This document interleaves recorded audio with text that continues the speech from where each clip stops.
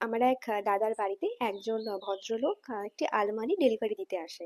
তো সবকিছু ঠিকঠাক হয়ে যাওয়ার পর তাকে যখন বলা হয় যে আপনি জল মিষ্টি গ্রহণ করুন, বসুন বা কিছু, তখন সে বলে যে না না আমার রোজা চলছে, তো সেই ক্ষেত্রে আমি জল বা কোনো কিছু গ্রহণ করতে পারবো না। তো তাকে জিজ্ঞাসা করলাম যে আপনি এরকম সারাদিন এরকম ডেলিভারি করছেন, বলছে হ্যাঁ আমি আমার এখনো প্রায় 7-8টা ডেলিভারি আছে, আজকে সারাদিনে আমাকে এই রোদের মধ্যে 10-12টা ডেলিভারি তো করতেই হবে। তারপরে আমি সন্ধ্যাবেলা গিয়ে নিজের খাবার খাবো বা কিছু।